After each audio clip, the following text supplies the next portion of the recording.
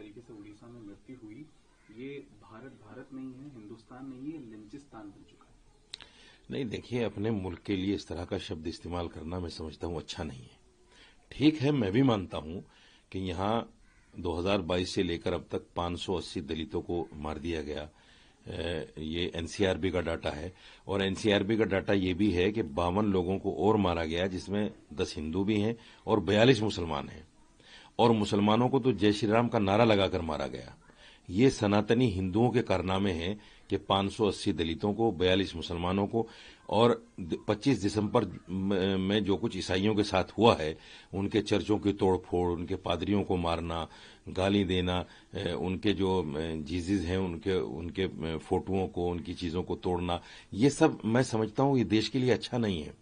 यही वजह है, आपने देखा होगा कि यूके की पार्लियामेंट में भी इस पर बात हुई है, और सारे देशों ने, करीब करीब बहुत देशों ने हिंदुस्तान को गलत नजर से देखा है कि ऐसा नहीं होना चाहिए।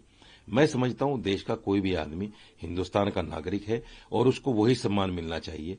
कुछ नफरती चिंटू, नफरती ऑर्गेनाइजेशन ऐसी हो गई हैं जो देश को बदनाम करने में लगी हुई हैं। सरकार को उन्हें चिन्हित करके उन पर कार्रवाई करनी चाहिए। हाईकोर्ट का जो ऑर्डर था कुलदीप सेंगर की जो सजा हुई थी उस मामले में, तो अब सीबीआई भी सुप्रीम कोर्ट पहुंच गया है कि सस्पेंड होना चाहिए ये जो बेल दी गई है। नहीं, बिल्कुल होना चाहिए। ऐसे आदमी को तो सजा होनी चाहिए फांसी की। जो कुछ उसने उन्नाव की बेटी के साथ में किया है, ये बहुत घिनौना जुर्म है, बहुत घिनौना जुर्म है। मैं समझता हूं कि सरकार को बहुत पहले इसका संज्ञान लेना चाहिए था, और वक्त रहते हुए। बहुत लंबा टाइम हो गया, इतना लंबा टाइम नहीं होना चाहिए। मैं फिर कहता हूं कि हमारे यहाँ के जो कानून हैं वो इतने कमजोर हैं कि एक आदमी को बेगुनाह साबित होने के लिए 36 साल लग गए। एक बच्चा यूएपीए में अंदर था आतंकवाद के नाम पर, 36 साल के बाद जाके बाइज्जत बरी हुआ। एक लड़का 25 साल में बाइज्जत बरी हुआ, एक लड़का 12 साल में बाइज्जत बरी हुआ। आप सोचिए, जिनकी 36 साल जिंदगी अंदर जेल में गुजर गई और 36 साल के बाद फिर वो भी निकल के बाहर आ रहा है, उसकी जिंदगी क्या बची है? जिंदगी खत्म हो गई, उसके घर वालों की जिंदगी खत्म हो गई, उसके बच्चों की जिंदगी खत्म हो गई। तो हमारे देश का जो कानून व्यवस्था है, मैं समझता हूं जुडिशरी की जो चीजें हैं उनको हमें सुधारने की जरूरत है।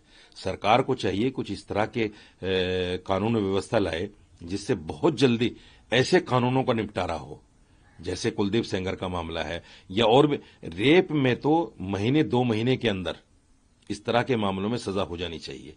बहुत लंबा खींचना। मैं आपको अपना इंसिडेंट बता देता हूं। एक आदमी ने 17 लाख रुपए की चीटिंग मेरे साथ में कर ली। मुझे 2.25 साल हो गए, अब तक मैं एफआईआर नहीं करा पाया हूं। कोर्ट मुझे एफआईआर करने के लिए इजाजत नहीं दे रही है। ये हमारे देश का कानून है। इसलिए मैं कहना चाहता हूं सरकार से, कुछ ऐसे नियम कानून बनाओ जिससे ऐसे मामलों में बहुत जल्दी एफआईआर हो, बहुत जल्दी उस पर कार्रवाई हो। जैसे हमारी अदालतें मस्जिद के मामलों में तुरंत सर्वे का ऑर्डर, तुरंत वहां तोड़ने फोड़ने का ऑर्डर दे देती हैं, इन मामलों में क्यों नहीं करती? मेरी समझ में नहीं आता। तो इससे क्या है, देश की छवि कमजोर होती है और देश जो है कमजोर होता है। सर, खालिदा जिया के बेटे हैं रहमान, ये 17 साल बाद बांग्लादेश वापस पहुंचे हैं। मिनिस्ट्री ऑफ एक्सटर्नल अफेयर्स से जब विदेश मंत्रालय से सवाल पूछा गया कि इनकी वापसी कैसी क्या है, तो उन्होंने बताया कि देखिए वापसी तो हो गई है, लेकिन हम चाहते हैं कि वहां पर फेयर और फ्री इलेक्शन जल्द से जल्द हों। साथ ही साथ बांग्लादेश और भारत के जो रिश्ते हैं वो फिर से मजबूत होना चाहिए। देखिए, ये जो सारा प्रकरण है ये अमेरिका की शह पे हो रहा है। अमेरिका ने इस देश को खत्म कर दिया। जो थोड़ी बहुत पॉवर्टी थी बांग्लादेश में, चूंकि अभी कुछ ग्रो करना शुरू किया था। शेख हसीना आज यहां है, हालांकि मैं उसके यहां रहने पर अच्छा नहीं समझ रहा हूं, लेकिन उसके रहते हुए बांग्लादेश ने कुछ ग्रो किया था। वहां की जीडीपी भी अच्छी हो गई थी। अमेरिका ने इस तरह इसको खत्म कर दिया, इस देश को। और खालिदा जिया के बेटे का वहां पहुंचना, इलेक्शन पर बात होना, ये सारे दंगे होना, हिंदुओं को मारना, इसके परिप्रेक्ष्य में इसके पीछे सब जो है अमेरिका है। सरकार को चाहिए कि अमेरिका के साथ भी हमें सख्ती के साथ निपटना पड़ेगा, और अमेरिका जो कुछ भी कर रहा है वो अपने फायदे के लिए कर रहा है, ताकि एशिया में हमें उसे जो है इस तरह के अड्डे मिल जाएं कि हिंदुस्तान को घेरा जा सके चाइना के साथ मिलकर। तो सरकार को इस पर कड़ी नजर रखने की जरूरत है।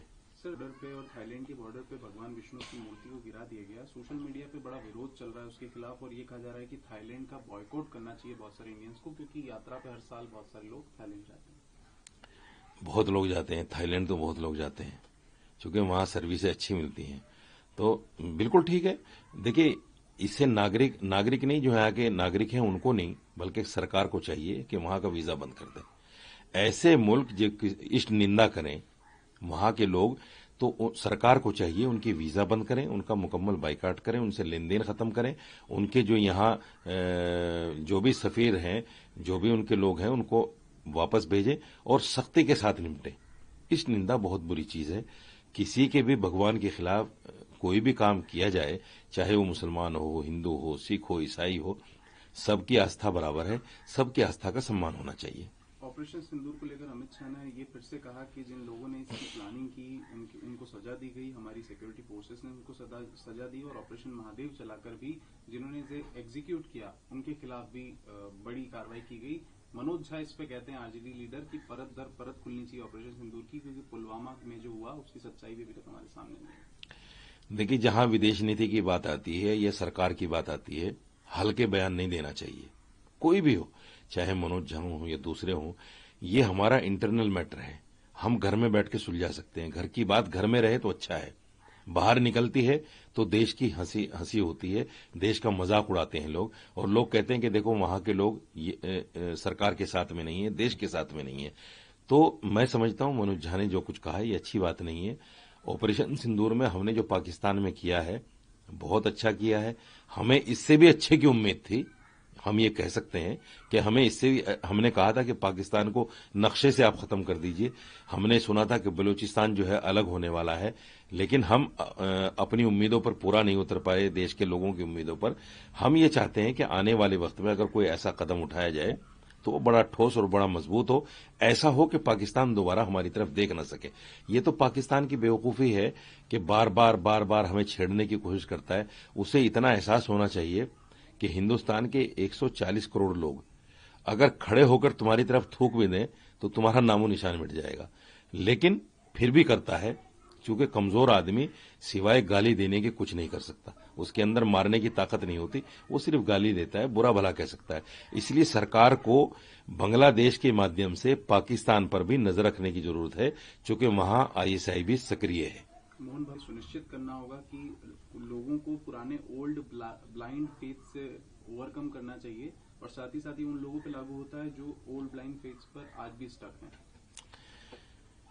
देखिए, देश के संविधान के बाद अगर इस तरह की कोई बातें सामने आती हैं, मैं समझता हूं इसमें बड़ा दुख होता है मुझे भी।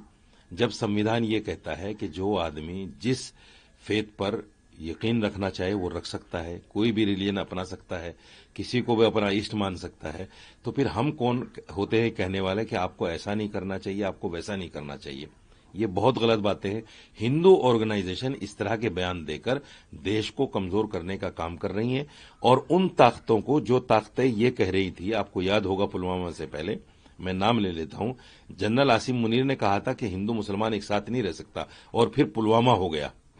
ये जो मुसलमानों की मॉब लिंचिंग कर रहे हैं या किसी के धर्म पर, किसी के फेथ पर आवाज उठा रहे हैं, ये वही लोग हैं जो जनरल आसिम मुनीर की बात को आगे बढ़ाने का काम कर रहे हैं। इस तरह के बयान खास तौर से मोहन भागवत जी को नहीं देने चाहिए। भगवान सबके अपने, उनकी सबका सम्मान करना चाहिए। जो जैसे भी कर रहा है, जब संविधान इजाजत दे रहा है तो मैं और आप कौन होते हैं ये कहने वाले कि हिंदू सही नहीं कर रहा है या मुसलमान सही नहीं कर रहा है। जो जैसा कर रहा है उसको करने दीजिए। बहुत सारे लोग हमारे देश में ऐसे भी हैं जो किसी भगवान को नहीं मानते। क्या हम उनको देश से निकाल दें? ये बेतुकी बातें हैं, ऐसी बातें नहीं होनी चाहिए। चंद्रबाबू ने एक बयान दिया है, कहा है कि 40 से 50 मिलियन जो भारतीय हैं वो बहुत सारे विदेशों में रहते हैं, और इसलिए हर परिवार को कम से कम 3 बच्चे तो करना ही चाहिए। देखिए, ये भी वही मोहन भागवत जैसा बयान है। सवाल ये है कि मैं शादी कर रहा हूं, ये इख्तियार मेरा है और मेरी बीवी का है कि मैं कितने बच्चे पैदा करूं। ये चंद्रबाबू नायडू या मोहन भागवत या नवनीत राणा या फला राणा, ढिका राणा, इनको कहने की क्या जरूरत है भाई? जो लोग बच्चे खुद पैदा नहीं कर रहे हैं 2 से ज्यादा, वो दूसरों को सलाह दे रहे हैं 3 बच्चे पैदा करो, 4 बच्चे पैदा करो। और मुझे तो हंसी आती है, ऐसे लोग जिन्होंने शादी तक नहीं की वो हिंदुस्तान में कह रहे हैं 4 बच्चे पैदा करो।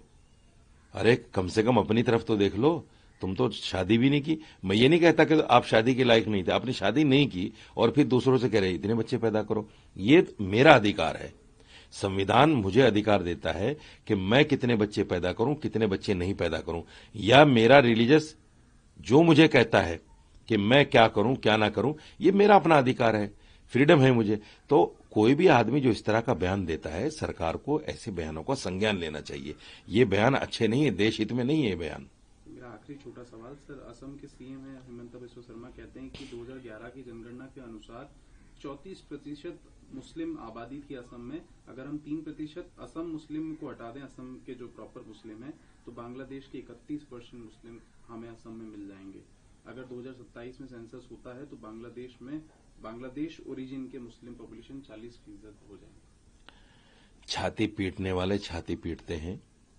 हमारे यहाँ हमारी आस्था यानी इस्लाम के मुताबिक बच्चों को पेट में नहीं मारा जाता। जो लोग बच्चों को पेट में मार रहे हैं, लड़की देखकर उसको गिरा देते हैं, आज वो छाती भी पीट रहे हैं और अपने बच्चों के लिए रो भी रहे हैं। उनके बच्चों को बीवियां नहीं मिल रही है। आप हरियाणा में चले जाइए, अगर 100 लड़के हैं तो 60 लड़कियां हैं, क्योंकि उन्होंने गर्भपात किया है, लड़कियों के साथ अन्याय किया है।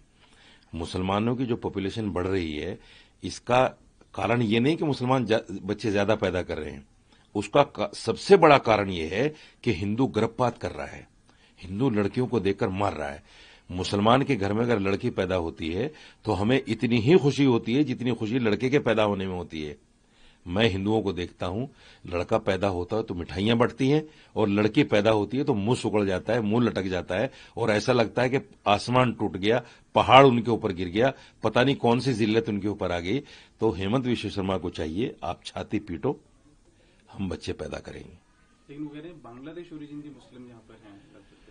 नहीं तो निकालो उनको। अगर बांग्लादेश ओरिजिन के मुसलमान हैं, देखिए ये एक बहुत बड़ा सवाल है जिसको इलेक्शन के वक्त में उठाया जाता है कि साहब घुसपैठिए हैं। कोई भी आदमी, चाहे वो मुसलमान है, हिंदू है, देश का जो नागरिक है, वो घुसपैठियों को बर्दाश्त नहीं करेगा। मैं कहता हूं अगर हमारे मुल्क में 1 करोड़ 2 करोड़ 3 करोड़ या 10-20 लाख गैर लोग हैं जो हमारे संसाधनों को इस्तेमाल कर रहे हैं, उनको आप यहां से भगाइए ताकि वो संसाधन हम इस्तेमाल कर सकें। हम उनके साथ थोड़े खड़े हैं। विश्व शर्मा ये बताएं, आपने आसाम से कितने लोगों को भगा दिया जो वहां बैठे हुए हैं? नहीं भगा पा रहे हैं आप बिला वजह मुसलमानों को जेलों में डाल रहे हैं, बिला वजह। आप ये बताइए, जब बाप जो है हिंदुस्तानी है तो बेटा बांग्लादेशी कैसे हो सकता है? आसाम में यही तो हुआ है अभी। यानी जो हमारे पूर्व राष्ट्रपति थे, उनके घर के कुछ लोग जो है उसमें जो है निकाल लिए गए कि साहब ये तो बांग्लादेशी हैं, ये तो हिंदुस्तानी नागरिक ही नहीं है। ये कैसे हो सकता है मेरे भाई? जो 3 बच्चे घर में पैदा हुए, उनमें से 1 बांग्लादेशी निकल गया, 2 देशी निकल गए। ये जो करता है आसाम के अंदर हेमंत विश्व शर्मा, ये मुसलमानों के खिलाफ काम कर रहा है। और मैं कहता हूं हिंदुस्तान का नागरिक कोई भी है, उसको नागरिक समझो। उसकी बेइज्जती करोगे तो आपको कुछ वक्त के लिए सत्ता मिल सकती है, जब सत्ता से उतरोगे तो आपकी हैसियत में वो लफ्ज बोलना नहीं चाहता, आपको कोई मुंह भी नहीं लगाएगा।